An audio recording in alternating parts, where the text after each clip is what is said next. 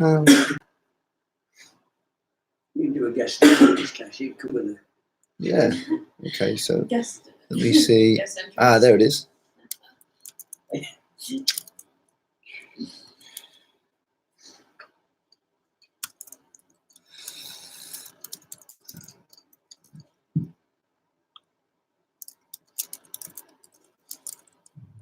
Where is it? 22.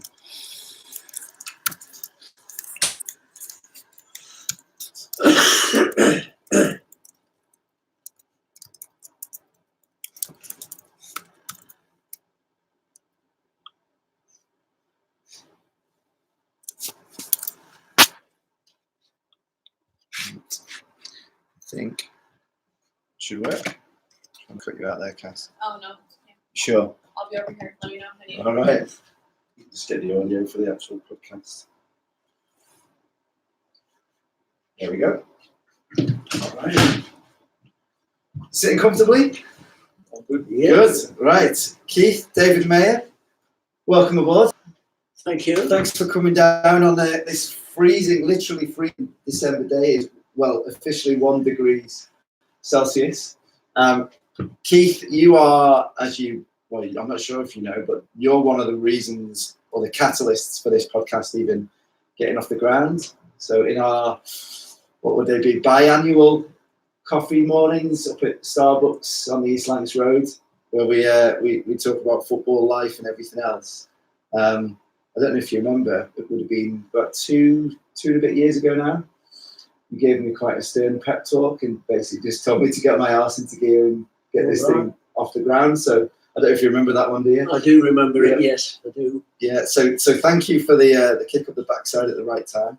And David, this is actually the first time that we've met.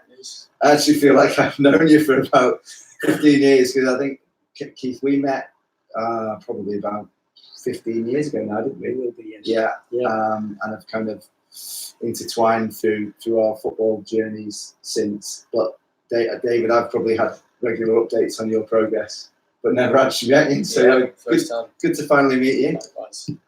If we start with you and what you're up to at the moment, what you do and how you've ended up in my garage. Probably a good start. So I'm currently based in America. Recently got a visa approved for a club over in Utah. My role is the global head of foundation phase. So even though I'm based in Utah, the club's based in Liverpool and in Tanzania as well. So it's been quite an interesting. I've been there for about 16 months. It's been quite interesting, been enjoyable. There's been quite a lot of travel. Met some really good people. So that's what I'm up to currently. I've just got back from Salt Lake City 2 days ago. So I'll be back over in. That's the jet lag. It's been up since I was up at 3 a.m. and till 3 a.m. and then I woke up at 6 this morning. So is that the club that you're at? So it's called Elite Academy. 7 Elite Academy. 7 Elite Academy. What's the 7 for? Do you know? Yeah, so it's just a representation of great number 7s in the past. So the owner's he's a big Liverpool fan, but he was a big fan of the number 7. So taken from great number 7s that have played and that are still playing. I think it's quite an iconic number, especially in England when you look at the likes of David Beckham. So that's where that came from. And Rob Lee. For Newcastle fans out there. That's it. So when you say foundation phase, is that do your club define that the same way as it's defined over here in the UK in terms of basically primary school age?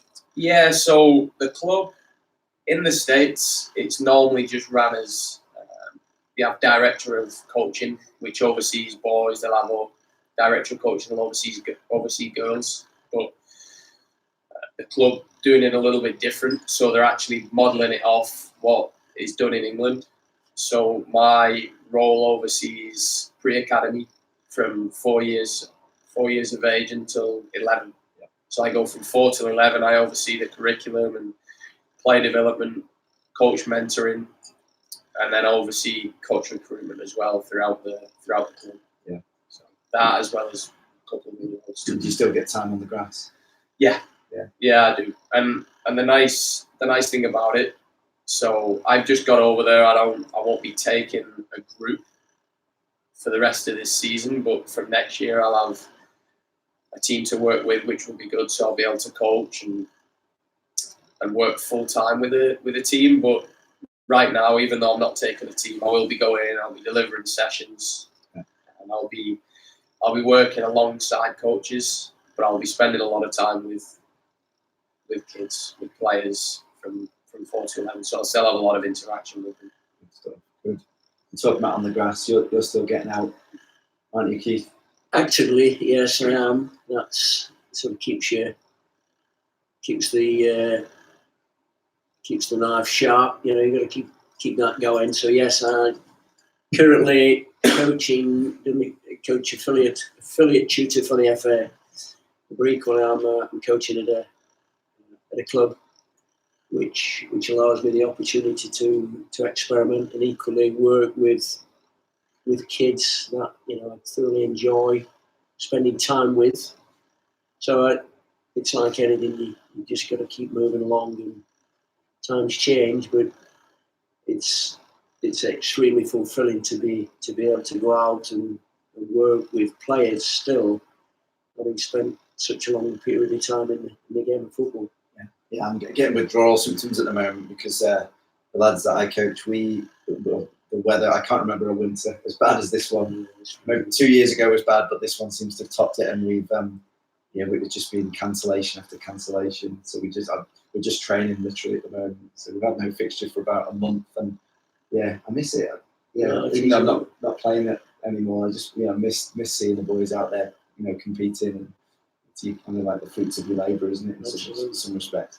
So the reason why we're here is we had our biannual catch up last week in Starbucks, and I felt ashamed to say that I hadn't bought or read your book that you've been working on for some months, and you kindly gave me a copy, but I bought one as well, so I've got 2 now. Nice. One signed, one to be signed, and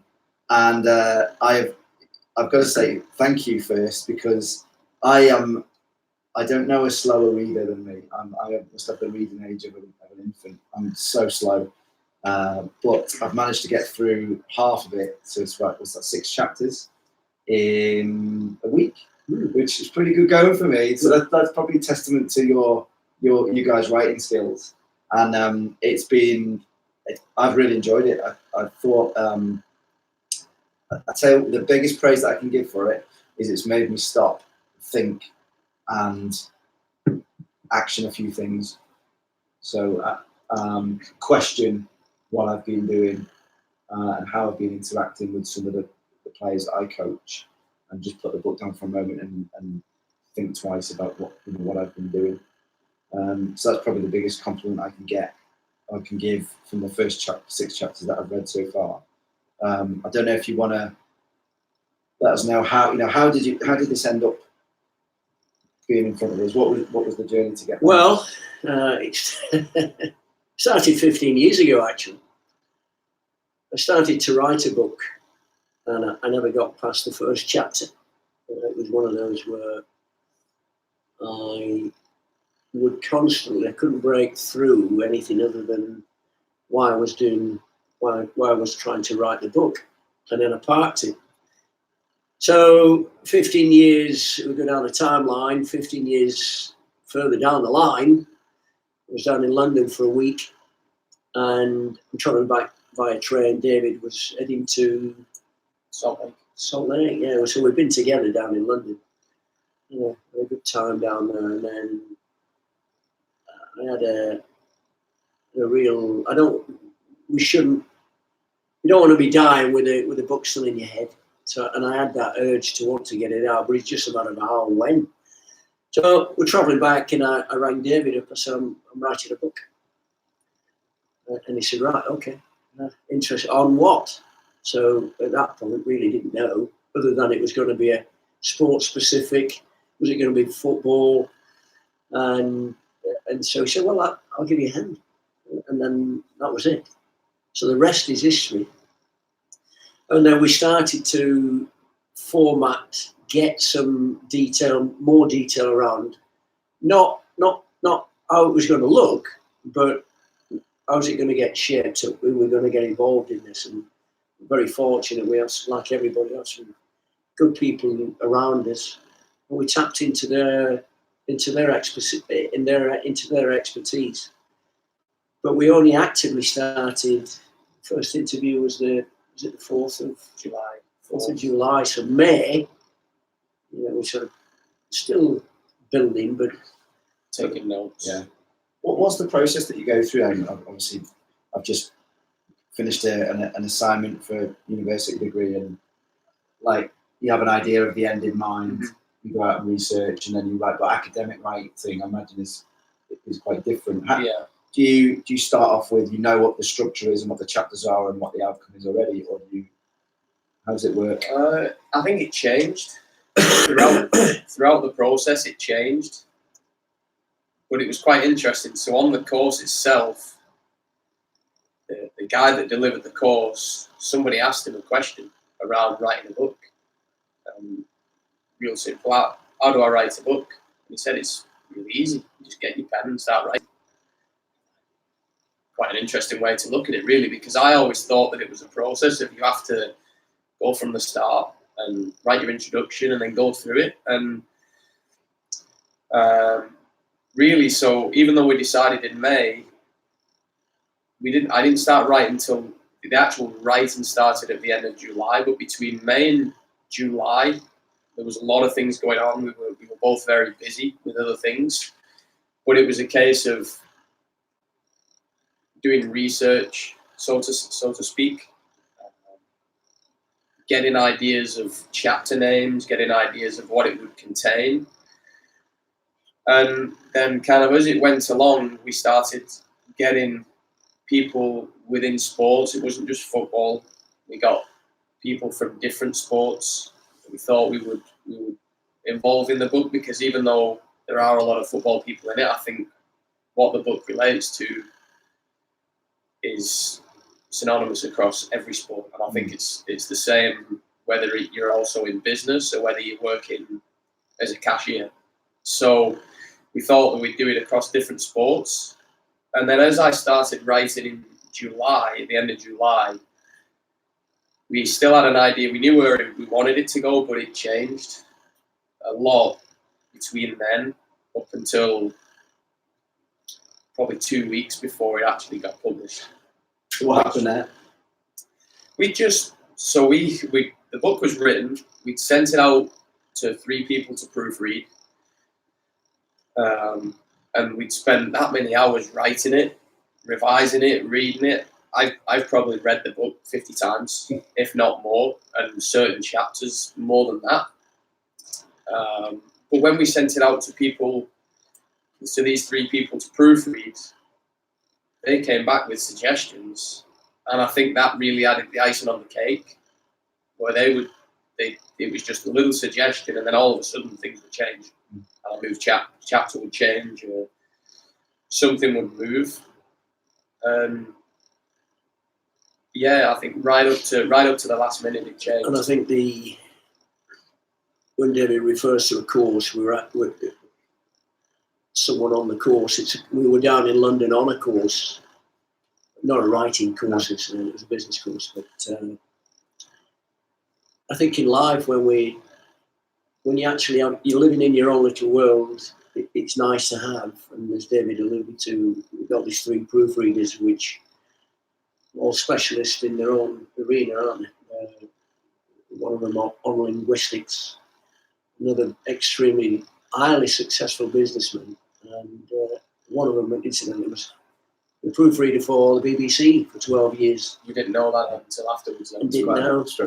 He was perfect. And Andy, who's actually going to mention in the book, attended a course I delivered some years ago. So I think it's nice for those that are actually listening, having been around the game of football, coaching actively for 37 years, you're not your own man, you're not your own you're not your own island. You need to consider things and look elsewhere to actually give an alternative view to what you actually want to get yourself involved in. And this is quite a significant part of our lives. And he's sat here inside of me now, and you mentioned earlier, you know probably more about David than he knows. It's the reason why he sat here, and I'm really proud to say he's my son, but I'm blessed to have him in my life, and I couldn't have a better partner in writing, going into a business venture. So the compilation of all of this has been an accumulation of sit down, David really, we put it into a footballing experiences. And I played a number 6 role, really. That's all I've done. I've got, served, received the ball, and then distributed it. And I've just distributed lots of information to him. And he's diluted a lot. He's put it into language which has been very readable and equally exciting for me to watch him delve and go into Starbucks and Same Starbucks. Same Starbucks. Yeah. We sat in the same place. You did, yeah. I think I would agree on the readable side. I think that having read some quite heavy stuff recently, it's been, and this isn't, don't take this the wrong way, it's been nice to read something that is, it feels like I'm having a conversation with somebody. But when you started out, what did you want people to, how did you want people to respond or react to the end product? Did you have an end in mind with that? I think, Jack, when you start to read a book, you're either reading somebody's lies or truths. And I think if people who've got a common interest, is what you can buy X's and O's books. They're out there. And this book, it is different. It's only different because it's the authors are sat in front, but we're different to everybody else. I think it's the method that how it's been projected, how it's perceived. And so it's more of a psychosocial book on the elements of around sports, in which, how do we connect? How do we build a relationship with players or athletes to get them so they feel more at ease, so that they free up a little bit more. And really, that's where I felt there was a niche. I didn't do much research in that department, other than it was a matter of dumping out information and a collection of experiences, my personal experiences and David's, but then coming up with some questions of which we can then ask the other exemplars and who were actually in the book. So the likes of Darren Moore, who's an absolute tremendous man, West Brom Premier League manager, and then currently over at Doncaster Rovers. And then we've got the likes of Justin Albrook, who's a legend at St Helens Rugby Club.